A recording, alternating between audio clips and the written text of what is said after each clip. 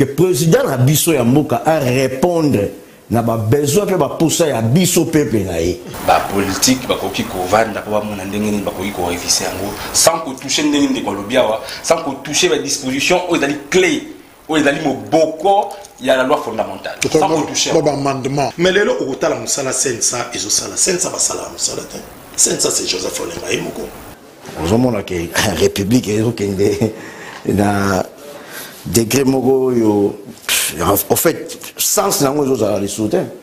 Il faut avoir un petit on est allé bon moi qui est la conférence sous na moi kali na yo na nous autres aussi mbaté le président Zaza parce que za bongo merci parce que bozawana kolanda biso ebelé d'ailleurs na Kinshasa Brazzaville mais aussi Mokili Mobimba merci pour notre observation pour la réaction na bino et za kokome la biso droit au cœur. Quelques news pour Nalelo d'abord nous profitons également parce que za mois de la femme ils démarré déjà grand forum à Bombelibino sur prise Ekoya, Kalamingite. Nous profitons également pour la clin d'œil à une femme manager, activiste dans la société civile, Poliana Boujamabe, Oyo, probablement, Kozana Bissopé na plateau, et à grand forum, la Mikolo Ezali Koya, qui fête son anniversaire, et Azakolanda Bisso, très religieusement, Poliana Boujamabe. News Boebi, crise à Ukraine, yango déjà dominé, alors ça rassure finalement. Le gouvernement congolais à côté Makamba étudiant, jeune Oyo, il y a RDC, bazana Ukraine, en tout cas une bonne partie côté déjà na Pologne, Tolobela Kiango lobby et qu'est-ce qu'il faut retenir également na crise wana ville il y a Kherson, na sud il y a Kiev, il y a Ukraine pardon, eza na maboko il y a Russe selon information autozana yango pe combat eza toujours kokoba na capitale Kiev na Kharkiv pe na Mariupol ndesika bitumba ezali lobi tolobaki c'est vrai manipulation za makasi na traitement et information oyo ya crise na Ukraine tout dépend de la télévision aux akota là tout dépend na mboko azako diffuser yango mutu na mutu azako benda ko traiter cette information selon quand oyo bango bazali plus d'1 million de réfugiés déjà bazako quitter mboka pona okena mboka oyo eza pembe États-Unis d'Amérique a imposé d'ailleurs dans certains pays africains, s'est prononcé clairement, condamné guerre wana.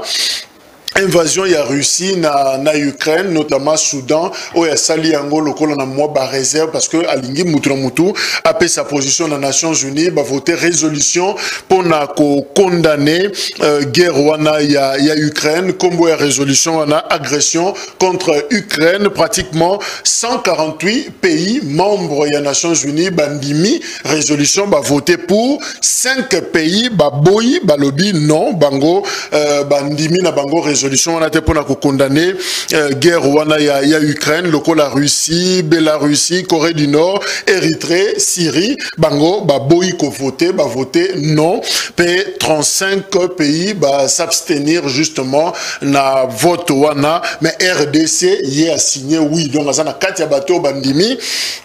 Oui, lokola 24 pays africains. Donc, Topesi déjà positionne à Bisso par rapport à la situation là, d'autant plus que nous avons voté la résolution il y a Nations Unies en tant que membre il y a Nations Unies.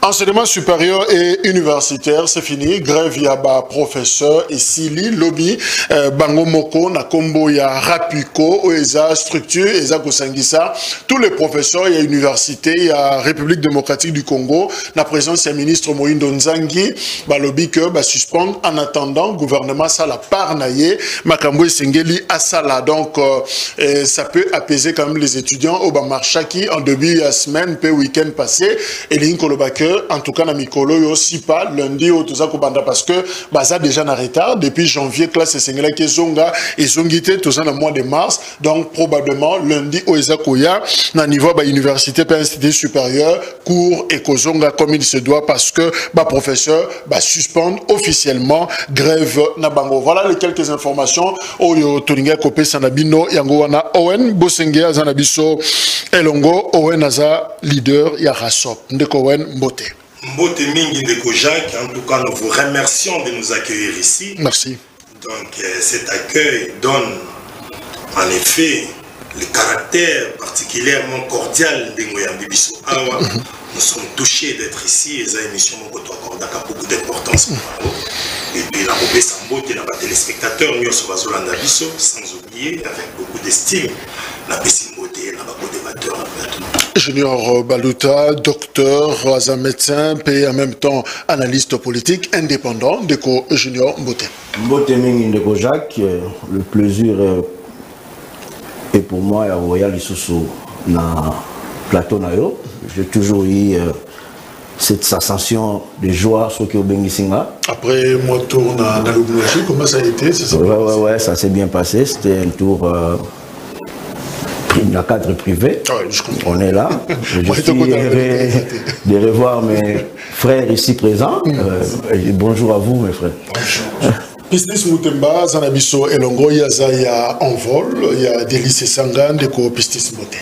Mbote mingi ndeko mopanzi sango nasengi boto ndenge opesi biso mbela toya sur la mambetali politique la principe la matière na ya bote na ba dit pour rencontrer ba question na pour rencontrer l'aspiration pour manipuler na biso et la pesi ba congolais parce que de partout bote mingi. Merci.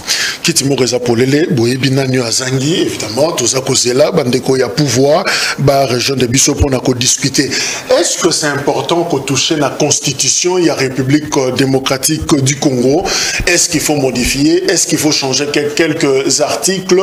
Est-ce qu'il faut revoir carrément fond? Il y a constitution, est-ce qu'il faut toujours aller sur un référendum, comme ça a été les cas na Bamboula ou les cas qui pratiquement 16 ans au ici? Est-ce que c'est opportun? C'est urgent? Est-ce que c'est le moment? Il y a Kosala Yango, Ndeko Jimmy Ambumba, où il président, il y a commission PAJ, il y a UDPS, parti au pouvoir, à lobby, il y a une radio de la place. Notre préoccupation, c'est de révisiter certains articles de la loi fondamentale qui, par méchanceté, existent dans notre constitution. À lobby, préoccupation na bango mokumba na bango souci na bango ezali ba revoir ba article mususu il y a constitution na biso oyo eza ko se retrouver na kati ya constitution par méchanceté. Alors on a évité méchanceté, il y a banani. Alors de notre côté tozape na ndeko Steve Mikai ye aza ko senga que ba revoir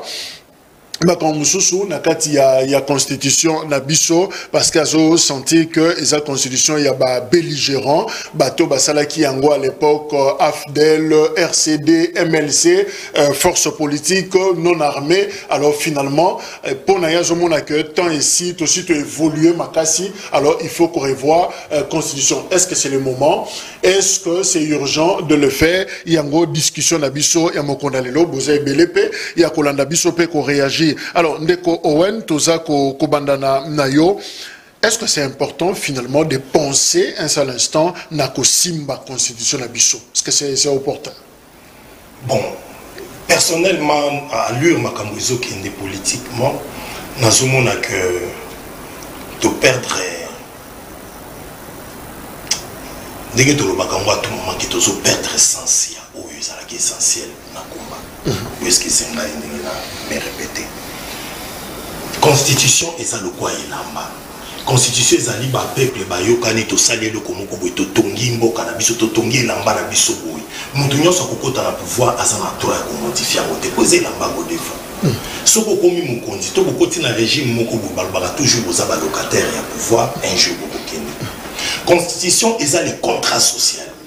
Contrat social nde babengi yango constitution mobekoli konzi ya mboka. C'est-à-dire un basali yango ezate yo soko koti au moins ba partir zo gêné au longoli wana kuna ye amoni ba partir zo gêné à longoli mais ce qui est vrai c'est que na kata constitution na biso ezana ba disposition misusu oyo esala ke comme on ba kokota na pouvoir ba mekipe kotali sa population ou bien avec aspiration à population va se croiser en sorte que ils aussi les photos modifier mais question c'est quoi ezala ke modifier constitution c'est pas méchant. Et ça pense à méchanter, modification de la constitution. Mais il faut tout à la contexte, na opportunité. Dans le contexte présent, au Tozali, régime na biso Kouyaza Awa, aza penza na opportunité wana te ozaluro makambo ezokendele alobaki na ngina meka ko modifier constitution to se souvenir bande ko na tango Joseph Kabila bango pe ba constataki moi ba biloko misusu eza na kata constitution ko isengaki to meka ko modifier ngo mais tout élément qui a touché la constitution même UDPS et le bas qui ne touchait pas ma constitution UDPS caca avant l'élection mais tout vous allez un peu curieux. Il y a comme on a quel vélo, il dépasse dans la carte pouvoir. Le premier mandat a commis une idée, va toucher la constitution. Aspiration, il faut totalement aspiration à la population pour l'instant. Et ça, il faut tout modifier la constitution. Opportunité. Est-ce que les un moment opportun, est-ce que Nani a posé, il faut tout modifier la constitution. Et puis, la disposition, il n'y a pas de modifier. Pour ça, tu accepter qu'il faut tout modifier la constitution, risque que ça va toucher, pas yo-yo. Mais surtout, on a pour ça va toucher. N'a pas de commission qui a parti au pouvoir. Bakomi, même quand André Mbata 5 ans pour un président de la République, ils ont manqué. L'autre fois, le président Félix beaucoup de mandat à 50 ans, à cause de l'autre.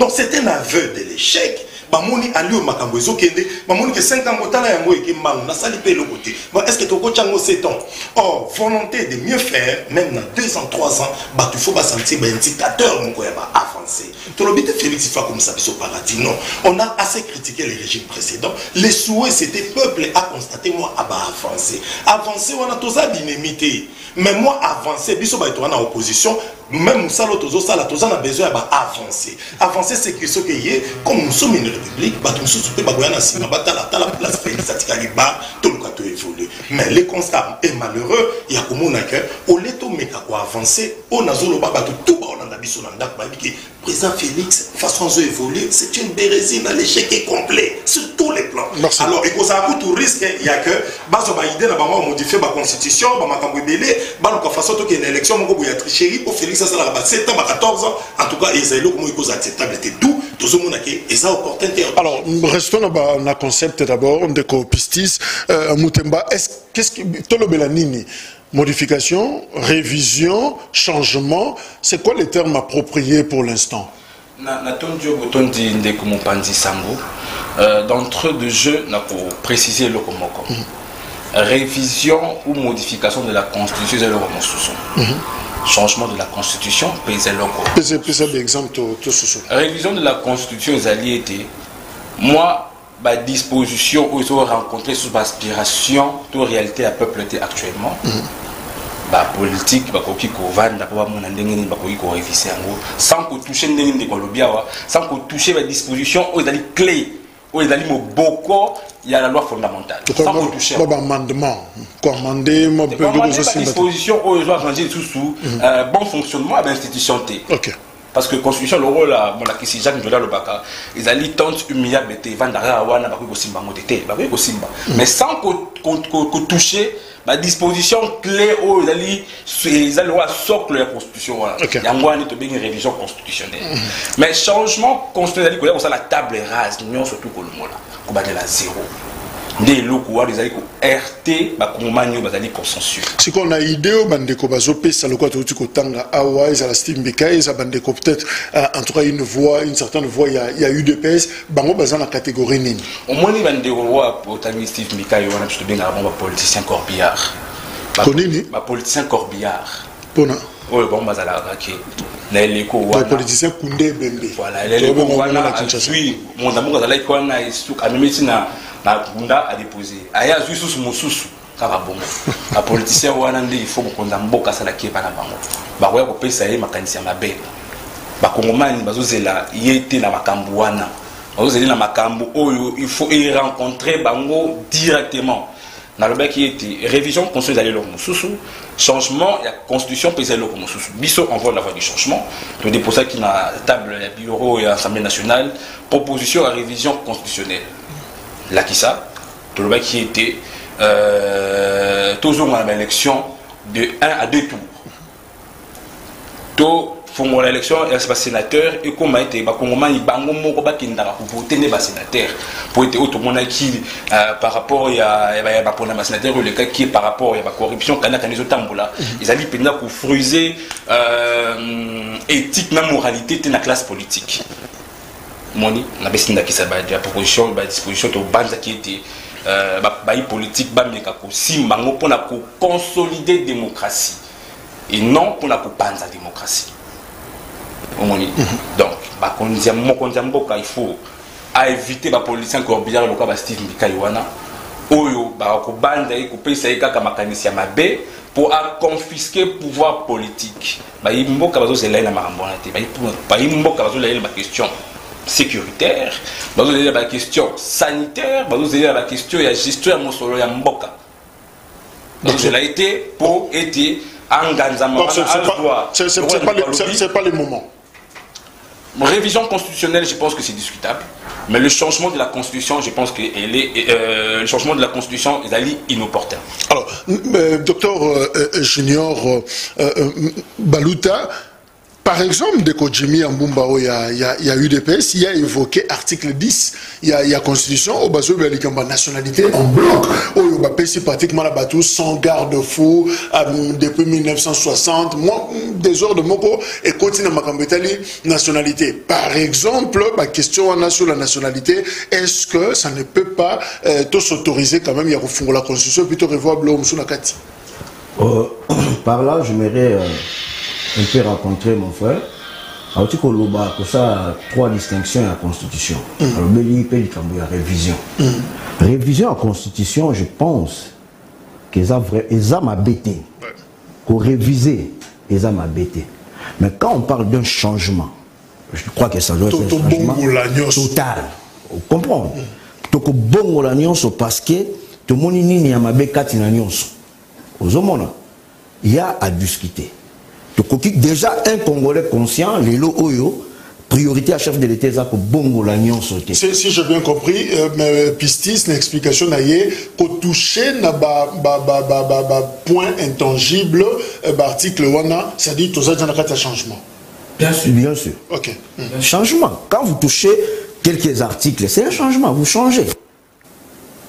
Mais, la constitution mobimba parce qu'ils ont dérangé la constitution lélo faut tout la motuna wala lélo ils ont le pouvoir oye ndenga bengi bango ba politicien corbillard ba koti ba intention mabe parce que bango bazana posa il y a réussite tout échec il y a président mais bango bazana posa il y a rien na bango pendant que président azali. Mais biso peuple tous on posa ya président. Mais je rappelle pour Steve Mbikai changement ou modification il y a ça koloba notamment pour la durée un mandat et ça pour la législature et ça koya. Oui mais parce que ça la législature et ça koya. Il y a ça na kanani, il y a ça na union sacrée lelo. Azomona déjà que bazo même Mkonzamboka vers une réussite totale. D'où faut pas protéger ba base arrière. Il y a moi ça la mayele na e o ya moi koleka. Azota la lobby pour toujours comme déjà vers les élections. Peuple union soit conscient. Ayebi que ce qui président Félix Tshisekedi à répondre à ma préoccupation à peuple lélo, bah qui reconduire rien en 2023. Ils ont m'abêté parce qu'il y a ça congolais.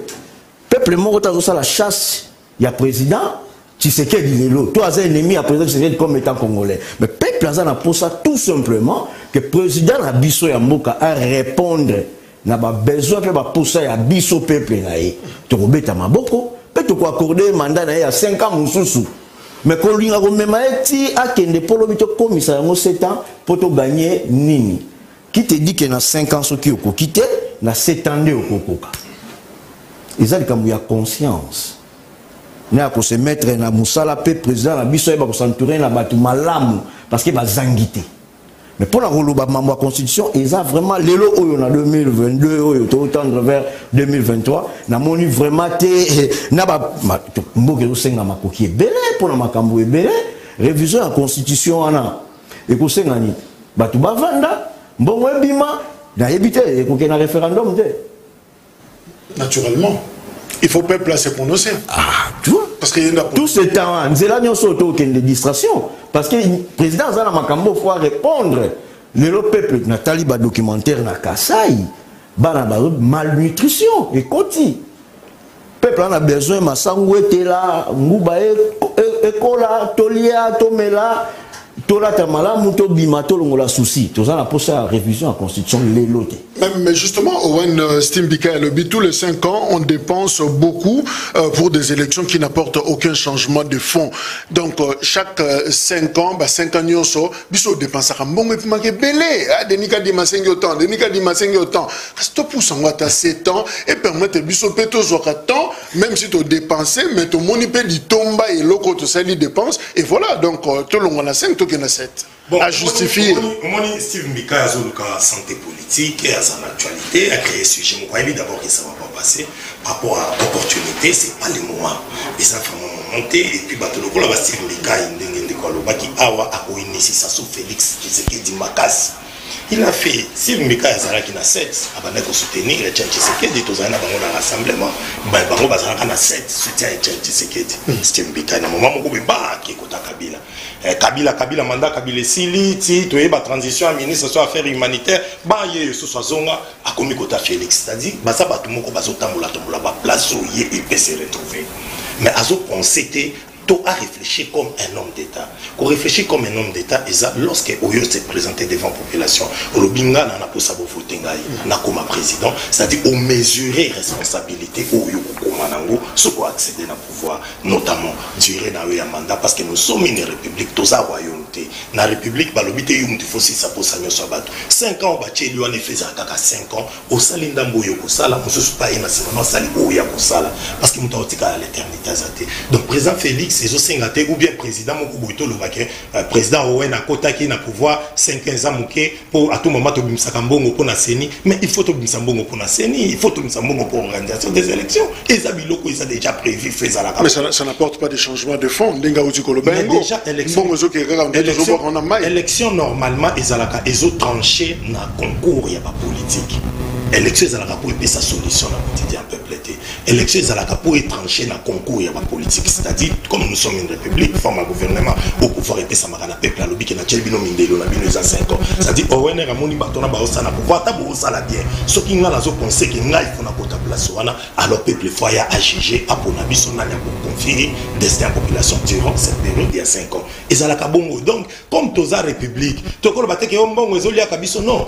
Pour mutu ko ya kokota na pouvoir d'ailleurs pour nga na moni fuba kitsa mandat net ndenge na oze la mandat Félix c'est la 2023 so mais la makati c'est le si vous y a zone surtout pas qui ça tout comment c'est très comprendre yo c'est là yo c'est qu'on a idée na yo Félix ça là bon je sais que ça bon côté ça 5 ans mais pour na yo ngo zo mon fait sur la combien bon au moni ba genre il y a ba président le ko la vient on a bien aimé notre président Félix Tshisekedi façon à zo kombela pouvoir il n'a pas croisé ba aspiration de la population au moni nyonso ba zelaki déception isa grande. Alors Félix écoute 5 ans et ça est pelé. Ce que ça qui mandat soit tu ko nango na 4 ans. Et que ça la paix bien des robinet puis tu voter moi j'ai toujours été partant depuis Félix en a pouvoir pour la élection mon anticipative. Tout ça dans baba qui transition ce qui y a 2 ans de batumsu va proposer un candidat mon aloba ngaso na kuti pour organiser maintenant des bonnes élections. Avec le président Félix Loba nanga peuple congolais nyo sa Hollande biso nanda perte de temps pendant période nyo Félix ça. Et le kota mongo ça la maté. Scandale. Je FCC cache Pezalaki non? FCC cache Pezalaki est-ce que biso totina ka ça l'accord na FCC? Bango moko basali ba accord. Bako mumela ba champagne na bakinga kati. Tozotala bango bazo seka bazo tuma ba champagne. Biso na mutema to nyonga balobi mitema mabe même bato pepper de kako babenga biso bato mitema mabe.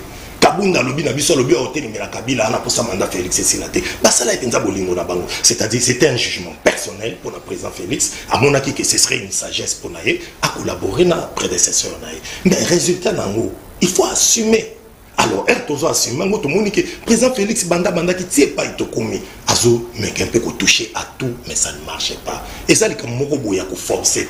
Mais qu'on a aussi Mikai à comprendre que le mandat il faisait à 5 ans. Mais pourquoi tous ceux qui étaient présentés comme candidat à la présidentielle, il faut mesurer qu'il y a la période de Zosenga et au travail pour la population. Mais justement, de Pistis, est-ce que tu cause à la paix rationalité, le col de compliqué, il faut quand même toujours le casus pour fonder discussion à Bisso, tout ça promotion a été.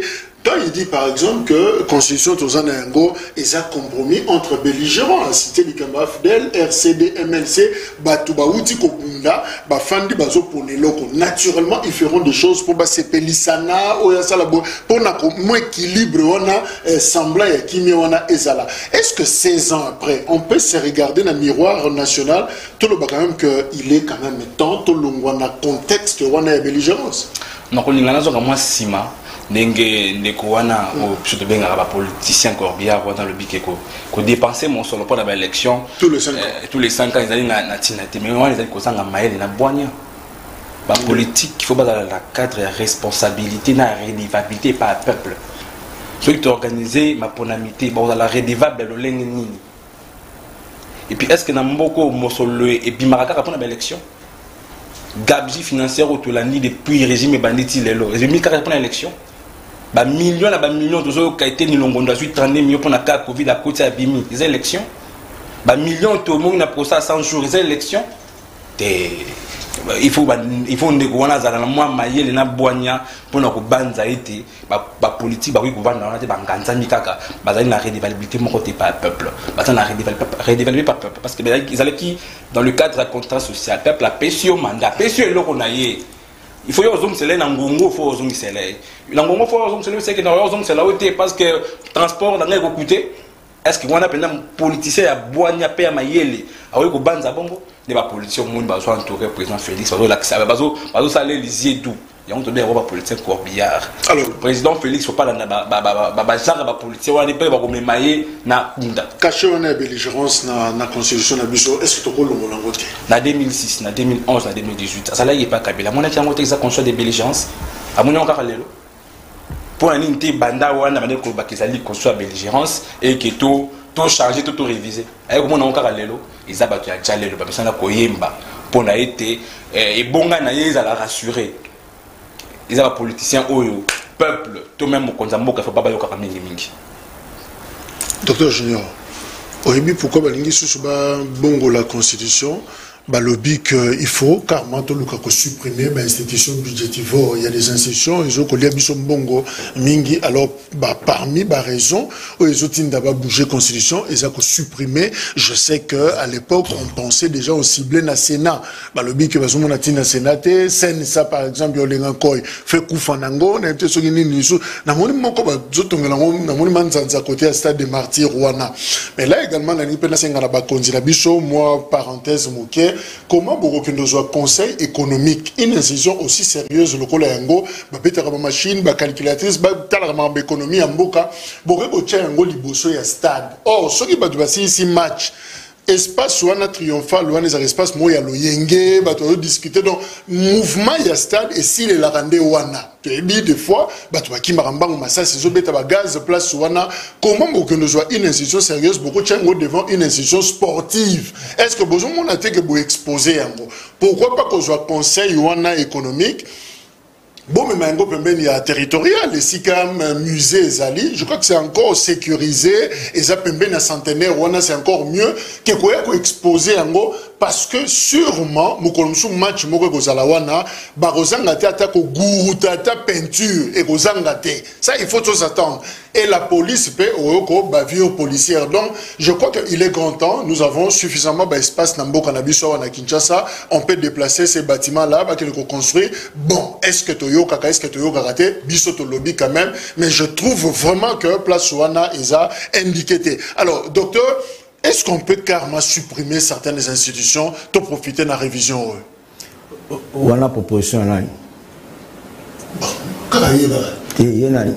oyebi limbisa ndeko Kongo eza munene Kongo eza ngala otanga te ye kaka Kongo eza munene webi okenda kelasi parce que oza mwana Congo on espéraka que un jour on défendre mboka nao kelasi oyo sala eza différente na kelasi oyo bango basala ils se prennent pour des génies ils ont ba kombo musu na politique ya Congo lelo normalement ils ont comme même yemo mukolo kombo so ava na ndako ba tanga kombo ne fati akanga miso ayo ga soni moi soni la kombo na yemo oui tout le lobaka awa ba jeune oyo bayaka awa parce que batinda marapona ba kulutu misusu bayaka ça ki jalelo mais soki obandi na jeunesse boy si okoma na ngopeka kitata ko batato misusu ta ba kombo ba bandaki na ba jeune oyo ki inconscience na bango utaki na jeunesse est-ce que le bima est-ce que moi des institutions sur lire de quoi uti ko pesa exemple mo de quoi uti ko pesa exemple mo malamu ya azaki na 2006 aki na 2011 a été 2018 azaki Izaka mabete tout ce temps na kibokolo yae na bwanya o yae lelo kanda se rendre compte que ba institution izoli ya mbongo lelo non 5 ans oui ça passe vite et 7 ans ne passe pas vite 7 ans on a ba institution ya mbongo élection au bimsa mbongo à 7 ans le sénatina na robine zakani au deuxième lecture les zakani finalement yo mo rotolo manana entre nous on est commis on va répondre pour la Sénat mais yo répondre pour non est-ce que c'est important est-ce budgétif ou non est-ce nécessaire pour il faut toyer bananu rôle ya Sénat na mboka ezanini Sénat soki ezate lelo faille kozala wapi c'est tout un débat. Il faut qu'on organise là une émission Mobimbato décortiquer Sénat. Donc on le bango à la va vite et vous les camarades mumingité. Il faut vraiment tout vendre là yango pour te banda revenir c'est ça et récemment ouais nous te défendre non pour te boyer comme pour qu'on a rendu individu moko.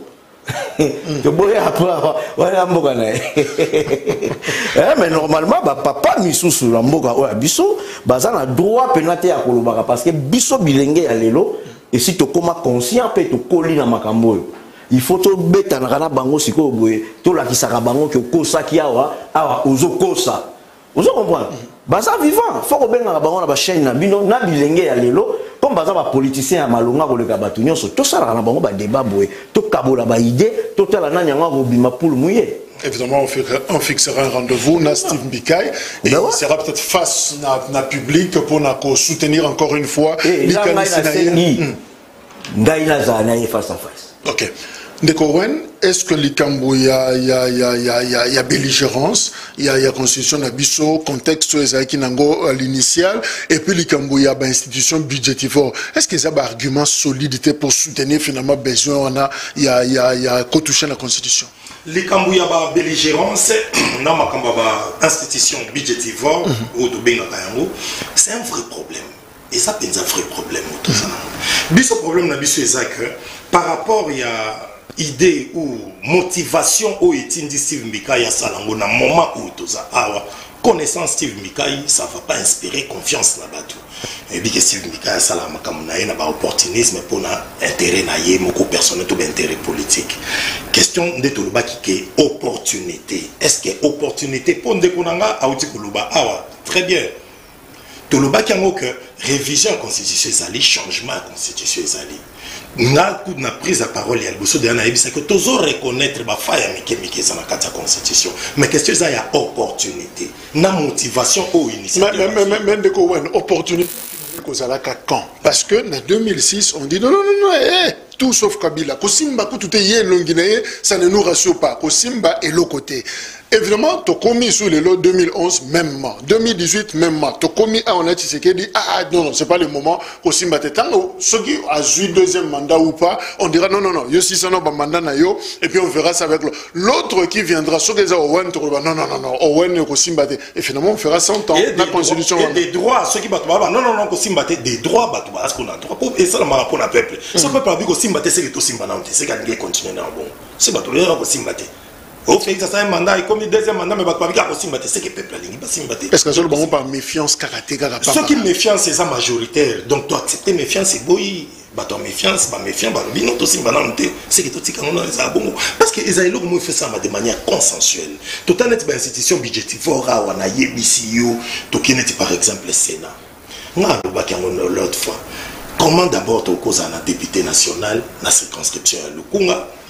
mais tout ça anaye na solina bato ngalema na solina bato ya komina kin lingwala gombe mongafula na laki bango mambo na laki na osala misu na bino na niveau ba institution na komisa kambela na bino na talisa bato. Mais on a encore un député provincial ya Kitambo o yepe so ça. Ya Lukunga. Mais ça na kati ya Lukunga. Na kati ya Lukunga, c'est des trop ba institution na même pour na nga souhaitaka na assemblée provinciale ezalate. Assemblée provinciale, parce qu'Assemblée provinciale, ils ont créé des ministères provinciaux, des ministres provinciaux, basali, nous sommes les Oliambongo, il y a l'État, ils ont des kakanaba. Mais est-ce que tu as pensé à l'élection locale, municipale, tous les conseillers municipaux, urbains, tout ça. Donc, ce moment-là, on a peut-être tout conseillers municipaux, il y a un lobby. Si que façon de étendre ni nabiso, ils ont ça la institution, ils ont Oliambongo mingi. D'où pour la minimiser yango, on peut avoir des conseillers municipaux, mais directement avec des députés nationaux. Dans chaque circonscription, na ba bourgmestre ya ba secteur wana. Et je pense que cause la mieux. Net Sénat na biso to kolongolango, to tika na Assemblée nationale. Mais qu'est-ce que ça ba opportunité? Et ça n'est pour na Sensa. Ils ont mis la coupe makas parce que au moins accord à Saint-Sylvestre et le baki mission à Sensa, ils ont qui na purement et à cycle électoral. Si le problème est à niveau du gouvernement, il fallait qu'il y ait aussi les élections législatives nationales et provinciales, tout ça les présidentielles, tout ça les élections, il y a pas gouverneur, tout ça aussi ces élections de gouverneur, tout qui n'a pas élection, nion so ou ba oche la biso ou tolo ba circonscription les kebele, isolé mamambo, il faut qu'il y ait une élection municipale, il faut qu'il y ait une élection ba bourgmestre, ba kambele bele. Et puis que gentiment ngobila mtonoma ba bourgmestre, et puis que même dans la province ba gouverneur ba manoma ba bourgmestre. Or biso tout étant acteur politique, peut-être peu tout le monde à niveau parti n'a pas aspirations à candidat na bourgmestre. Donc il fallait que Kenetina Souka, ce que si l'une des missions Sensa et Ketina Souka, mon clé place Machaka. Mais les lots au la Moussala Sensa et Zosala Sensa Basala Moussala. Sensa c'est Joseph Olenga et Moko. Période mo bayo kana ki basala rassemblement ba kutana ata deux fois trois fois pour gouvernement bayo ki ba kutana ki basola ki ba kutana ba ko mo beta masolo carrière politique ndé na banda bakalanga trop la sala bona boy et puis na souka nango basilisi basali bino mo PV mo boy ka bimike ba osala ba réunion. Tous ces gens là nous bouffent de l'argent pour rien. Tous les membres au yoka bazaba membres plénière à Sensa baza 26 so yoki ba salaire bazoka na zolo banayo talambo mboka ndenge soki inutile. Exemple mutumo zo combien? Bon ça c'est entre nous. Bon, bako so bambongo moko liboso banda ko ma $5,000 par personne. Non, tout le monde. Membre à plénière. Membre à plénière, ils ont $5,000.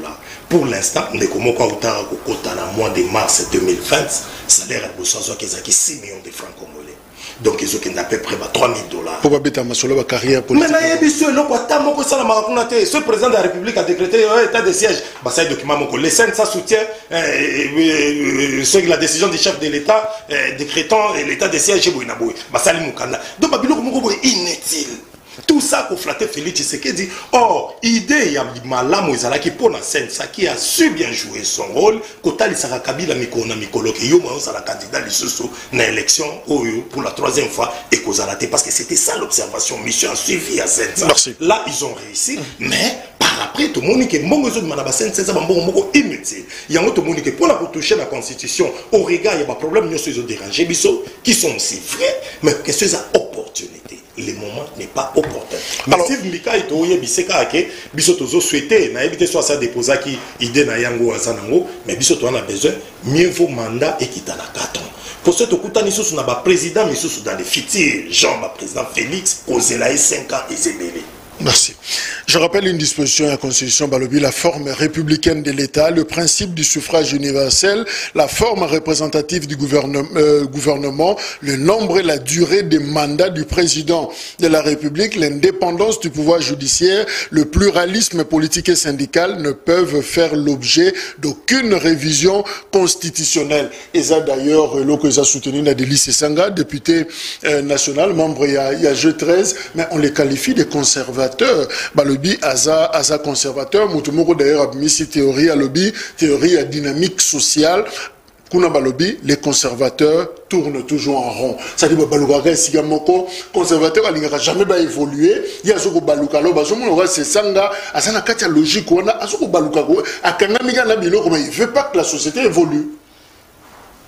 La comprendre Moutuna Pendamingité, mais est-ce que Bozan a conservateur en refusant que l'article Oyoto Babame Oeza verrouillé et Simba Maté?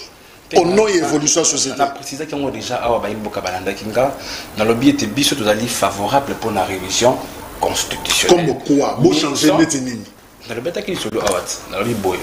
Élection et par exemple la présidentielle, tous on a na premier tour, na deux tours, na questionné l'Indakisawana, na aucun des Bosso Maka cité parce que la primeur et la proposition les alliés vont revenir là-bas élus. Tous alliés favorables à la révision constitutionnelle, mais sans qu'on touche beaucoup il y a constitution parce que ceux qui touchent et vous allez dénaturer. Du coup, tu as nombre de mandats. Exactement. Donc, on a la coup de canif, tu as glissé un changement de constitution. Et comme à vide, tout allez favorable à la révision constitutionnelle. Mais non, il y a changement de la constitution. Parce que bandit la démocratie doit se construire, tu dois consolider en gros. Parce que bébé Zali, tu dois que pression, tu dois que bongisango pour être démocratie, ça la consolider. Et non qu'on changer en gros, qu'on tailler la masse sur mesure par rapport à tel ou tel autre régime. Voilà, nous sommes d'accord.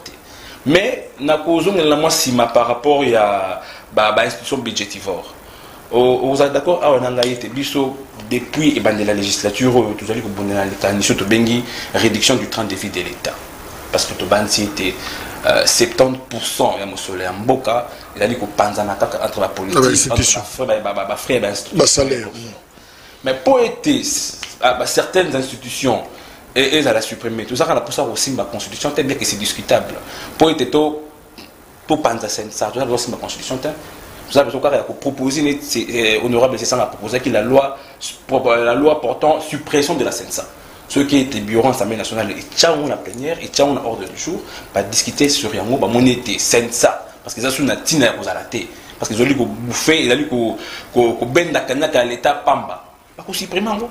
C'est pour ça qu'il y a aussi une constitution qui est pour le roi Sensa. On a eu $5 000, on a la plénière là-bas. Tu as aussi ma constitution.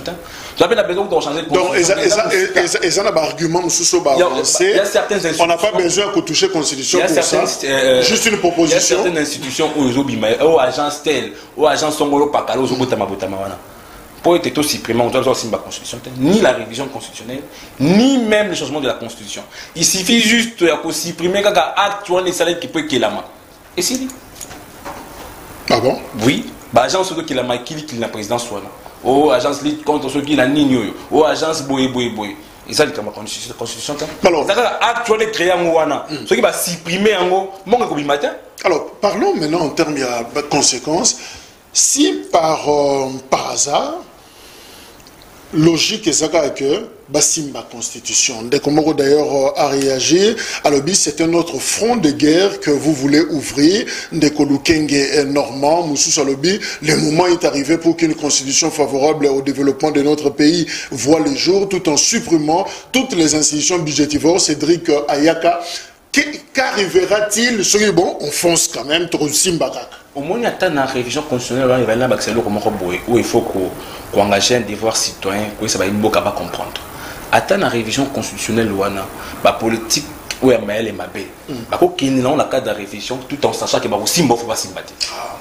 Il faut qu'on réveille. C'est ça le problème. Quand même, ça veut tout ça, le changement de constitution. Il y a une révision, mais Simbi, il faut pas Simba. Simbi, constitution, beaucoup, la loi fondamentale est comme à dénaturer directement la constitution et tombé caduque.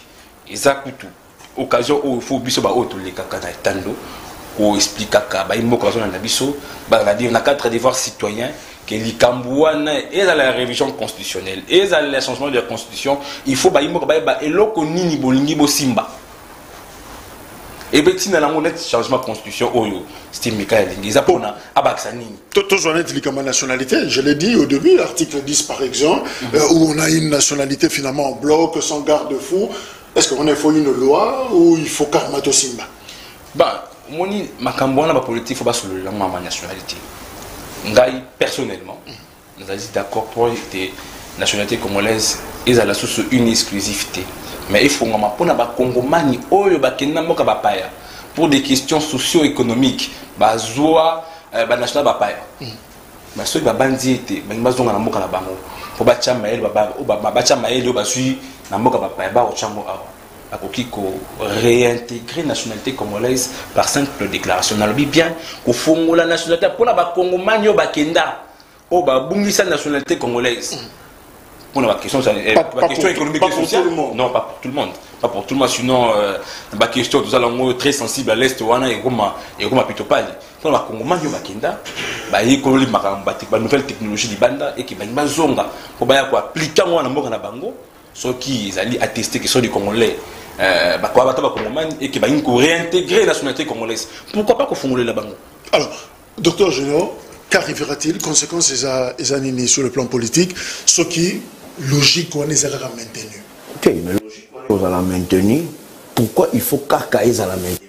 Pourquoi la force morale qu'on gagne même si ça y a mabé? Yo zo mona koza na raison, ba to pe ba soutenir ba zo mona koza na raison. Ko yaka après, ba ko luka pe ba za na raison. Donc c'est que comme be ko li konza moko ko manango mwasi moko andumba, mutonyo so ali ko ya ko kotoyer ya ko ya na ye parce que azane mwasi moko azane protéger.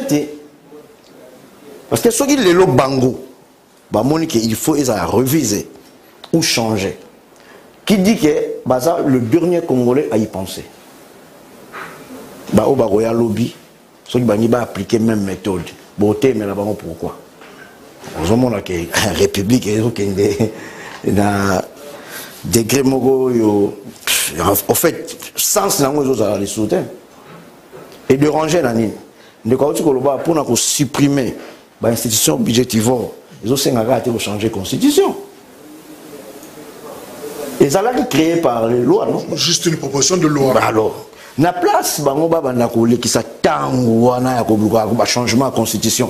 Mais va proposer la loi. Les députés la biso ya lelo. Va proposer la loi où ils ont pour supprimer les dépenses. La loi ya malonga na bimisi yango pombo mwana zonga na trésor pour servir le peuple. Mais ce que vous avez le constitution changé, les lois des pères et des mères, l'obikuna, tu vois, c'est une distraction. Alors, Ndeko Owen, Ndeko Moka, le bien président, candidat à sa propre succession, c'est vrai que déjà Félix Tshisekedi Alobaki que Azana Posawana, ça y est, deuxième mandat, Azana Makokite Yako. Zala na kati ya situation oyo ba intention bazana yango ya koluka kosimba constitution. Est-ce que vous avez noté que eza juste comme précaution, tout eza injuste finalement qui le fera? On a touché constitution. Bon, question ezali. Est-ce que tu sais qu'il peut avoir commis cotisant likambo ou pas? Bon, normalement déjà ceux qui sais que dami cotisant likambo yo a osala juger parti ba tutu ba loba kazo taya on a mesure na.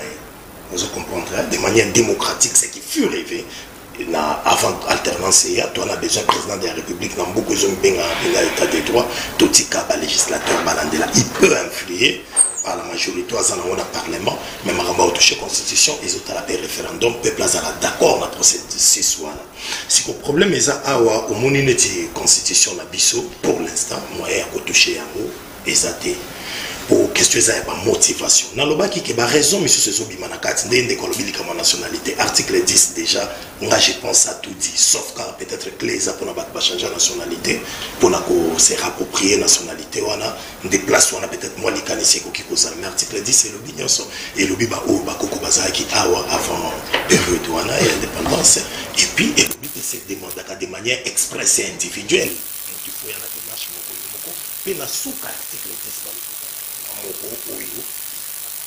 la conditionnalité à la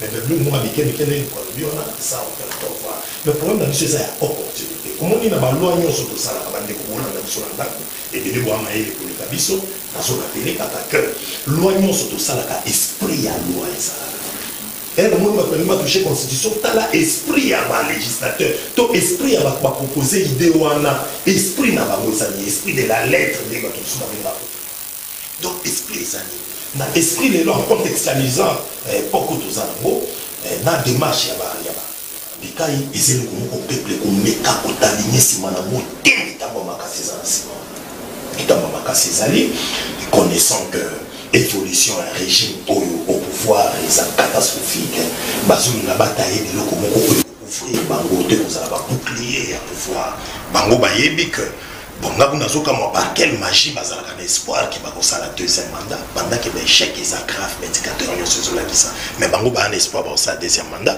n'est pas la population depuis tout le temps de l'élection 2006 2011 2018 élection où exprimant où va proclamer vraiment la vraie expression de la population la c'est ça la grande difficulté parce que biso la génération les photos bunda pour banana biso to tongela bango makadam ba 2060 2070 beaucoup effectivement démocratique et pas une élection ça la ndenge ya solo il y a tant d'azité maintenant ça va conscient que docteur Mouta gagné qui en tout cas il m'a gagné nous on a d'autres pays Mouta pas félicité Mouta donc avec vérité dans la sincérité mais au yabiso et ça va bilo comme jusqu'à présent nous avons depuis 2006 jusqu'à présent tous un président légalement reconnu mais illégitime c'est-à-dire légitimité à la population c'est-à-dire la population ne se reconnaît pas la Moutona il y a besoin de freiner développement en Boka cette population se reconnaître na Moutouko à gérer absence de complicité zalaka lorsqu'il y a absence de complicité alors est-ce que peuple tout le citoyen congolais basa suffisamment armé suffisamment aguerri pour stopper une initiative dans le sens ya kosimba constitution pour un mobile monsieur les gars sur la moto vous fondez constitution va changer est-ce que peuple a suffisamment prudent, asa éveillé pour surveiller justement le qu'on a parce que des copistes ça a été colobélé les lo oyo mais souvenant na ba makamunyo sur le cas depuis 2015 bangaba il a biso proposition moko référent et il y a loi électorale et à loi électorale en plus bangaba lo biso makamba ba recensement ba nim tout monde qui ko retarder ma organisation d'élection na tout consoko c'est souvenir na bitumba nyonso peuple congolais sali les lo je pense peuple azaévé mais notre rôle ils les sous ya komekara auto se rappeler la kandenge tozo solo na population boui tout se rappeler que nous n'avons pas droit à l'erreur mboka na biso distraction ebelé pendant 32 ans de distraction pendant l'époque où il y a eu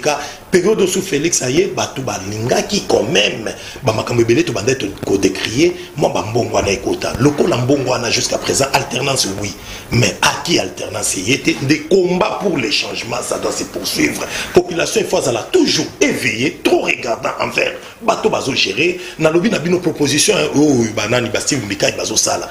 Congolais mon côté ameka ko soutenir ango, idée ou eza simanango, eza idée moko bomi tambo eza makasi pour na peuple, ba toucher ba place ko sepeli sa population té. Biso to moni ke ba idée, na ba question sou bazo soulever, oui eza vraiment importante. Ce sont des préoccupations, mais opportunités. Toze la mandat ou et si là bitumba ya biso na bino nyonso to bunda ke 2023 ba élection à solo ezala, un muta kokota poto mona te batailler na mesure na muta auto kota, on peut le faire peut-être une année après mandat ya muta kokota en 2023. Tota babilo musu to kota. Alors Pistis, toujours succès na yopé.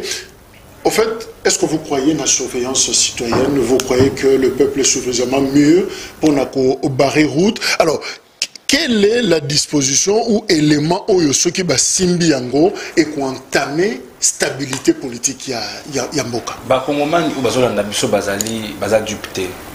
Bazolanda ba faisait geste ba politique, balanda kapenza. Ko kasate pour bazali silencieux qui bazolanda te.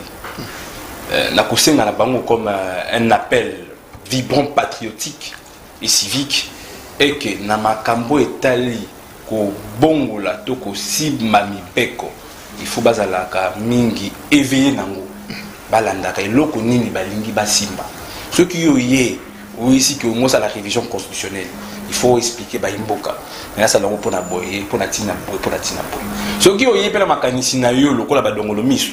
Pour ça, là, changement à la constitution, il faut expliquer Baïmboka. Baïmboka, tant que bon, qui est dans les menacés. Le coup là, aussi, l'article 220 de la constitution, on va stopper. Parce que bon, souverain primaire. On va faire politique mandat. Ils ont au niveau de la magistrature suprême, à la législative nationale, même provinciale. On va faire un mandat. Sauf que un mandat, à la ligne, na prérogative, il y a stopper, Article 220 au verrouillé nous colonie tu simbaram tu déverrouiller dans on connaît tu déverrouillons pour nous il faut opportunité ça tu regardes le là la tenue motuna tu déverrouillons pour nani parce que yango les ali ko battre la contrat social est-ce que tu l'embani nango de par le beaucoup tu pour na écoute photo sur 4 ans pour te lembi ngala lemba ko kala na zalia kala donc on a tout le morata lobika mon ma pona mito to se débarrasser ma maman to longola 5 ans qui ne wapi mais docteur c'est pas bon to qui n'a dit 120 et que donc ça 5 ans il y en a 3 ans rolling pas de rolling à 7 ans donc caution la cima ba rolingate tu peux 3 ans 4 ans pour te lembi makasi tout zalia ba rolingate Steve Mikayo na rolingate mais 7 ans pour être banganza ma ba vanda wana ba calculer mon ko vanda ka seko na seko wani ba rolinga. Docteur Elon, il va changer raté finalement. Natunigaka 220, oui. Verrouillé, intangible, oui. Mais mon colonie, on pensera tout Simbarango. Est-ce que ça tabou éternel finalement? Est-ce que besoin Zali? Non, mais la société évoluera, non? Beaucoup de gens d'accord, est-ce qu'il faut évoluer les lots? Il y a un changement à l'article 1. Bon, l'absorption d'un changement dans Makambo, peuple à Zosenga. Il y a un qui est kakanan. Poto ki na makambo eza munene ya mukie nde tozoluka lola ram ya mukie nde tozoluka babanda na biso nanu na social kaka ya mukie social kaka na place ba kene kopesa bambongo ebele na mibi na nie Thomson na te na yoka eka lisolo sila yaka basomba ba bateau de pêche parce que bateau de pêche ko sa musana balako to na baba ndana wana to ndolia mbisi ata ya 500 francs na mbisi na otondi les bazor beto masolo ba constitution bi abotika na pardon la sieste pourquoi ka ko ba mo likolo est-ce que besoin il y a mais est-ce que Ndekowen tu as imprimé la culture de la Congo, c'est collé, plus de 60 ans déjà. Tu me souviens, la constitution est où tu as Libanda, tu as la Rabison, on a la Rabison, on va changer le combo. Est-ce que, comme tu as imprimé ma canissi, le cachet congolais, l'identité congolaise, il y a Bissomoro dans le texte na biso. Bon, sur le plan politique, ceux qui ont l'identité congolaise risquent de makasi parce que Bissou en Afrique a tous un royaume. Ba micronation, ba royaume, à l'époque, ils ont tous sur le pouvoir, toi, quand un chef coutumier, il règne comme un roi. Culture na biso politique et ça très dangereux. Parce que nos soins de délai, un mandat par exemple, ça a toujours posé problème. Ça a toujours posé problème. En Afrique, de manière générale. Voilà, dès lors on a lobby, ça dit un Africain, il veut s'il est roi, il est chef, à demeurer éternellement. Mais c'est qu'on a modernité démocratique, ils ont ramené biso en sorte que yo place ça. Owen pas à la pour ça kotana. D'où tozongi la population à tout moment pour entrer yo na Owen ba pese bino na ba kopesa. Ce bazong si sur kayo ozali. Mais tolingité à toza forme ndengenini pour la politique na démocratie élection et comme biso en Afrique beaucoup une affaire ya bato bazana mbongo mingi. Tala bato ba na ba moyen et belé à tout moment qu'il y a des élections asana bato na ba seni ayebi comment ça la makamne ye kaka bimaka député. Mais ozonga ka député bo ça la rappel le côté mboko zo folé kaka te mais yo ba elisa kayo kaka na secteur na yo. Tout le monde peut être sur la circonscription, il peut être élu, mais faute de moyens, à la limiter. Il y a un petit peu qu'il faut élection, tout ça, à 55 ans, il la population qui je peux me faire que lui. Alors, la population de âge, il faut tout ça à 5 ans. Tout ça, l'intérêt, c'est tenté. Pour que pouvoir, biso ba toza libanda, soko za na ka pouvoir, kumisa ba action bo sali, loba obo sala lobby. Biso ba toza na ka opposition, mon rôle les anatali sa place ma faiblesse na bino, na gestion ezali et puis na proposer à la population que je peux mieux faire que vous. Alors oser la yo wana to chata ezala mulai mingité, ils ont créé ma frustration. En tout cas, na kosenga beaucoup plus un chef de l'État, Félix Tshisekedi, avec les respects que nous lui devons, on a besoin de très bonnes élections.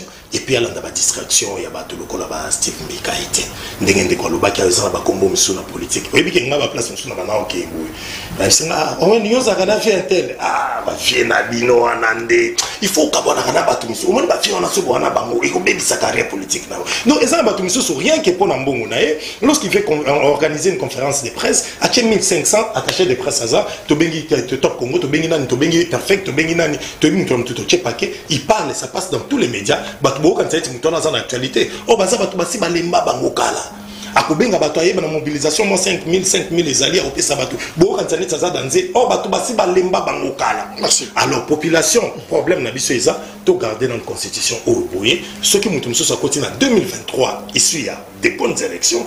Peut-être une année après mandat naé, tout me la place misusu pour batu ba juger. Non mais justement Pisti, si on termine là, est-ce que Et ça, de manière générale, en Afrique, les constitutions africaines, après la démocratisation, les années 90, est-ce que ça pose problème dans l'Andine de Komoko, dans les médias Moko Libanda, à l'objet que famille, je crois, et Yadema, par exemple, dans Togo, Bakambimboka pendant 54 ans. Bangoka Kande Bazalaka, Yadema, Kanabe Yadema, Ndeba continuer. Biso Siko, un système à double. Ça dit Bakabila 2 fois, Tshisekedi 2 fois, Mobutu 2 fois, Blomo 2 fois. Ça dit les mêmes familles, surtout dans la députation, et ça m'a cassé côté wana. Papa Kangi dans l'Assemblée, maman à côté, il y a Sénat, il y a l'Assemblée provinciale, et c'est comme ça.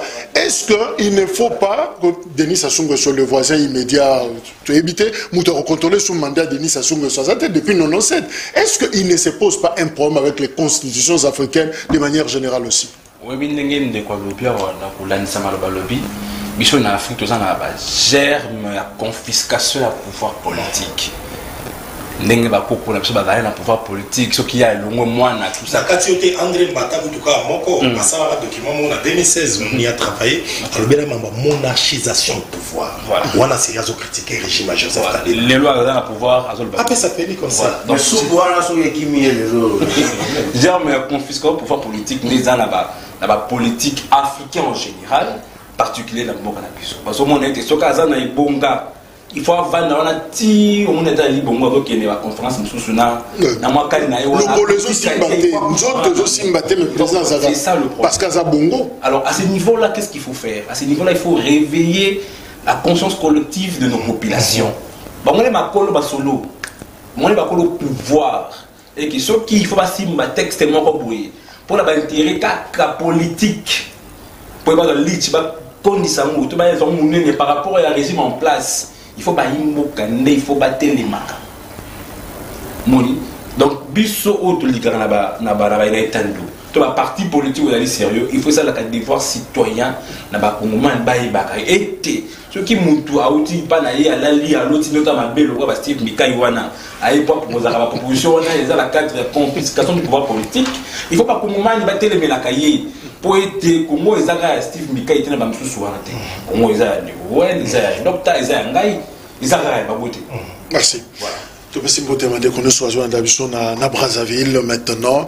Évidemment, je crois que ça sera très intéressant dans le débat politique au ESA Koleka à Wapé, na Congo, Kinshasa, Pistis Moutemba, il y a un vol. Merci. Ninge Ozaki Nabiso, Dr Junior Baluta, indépendant, analyste. Merci également. À l'objet du Kalaming Itazo précisé, Biso, après sa couleur naïe, tu évites Tamsa Roubmana, impère. Alors, Ndeko Owen, Yarasso, passé à Biso et Longo. Merci également, Nabino Bozaki Ebele.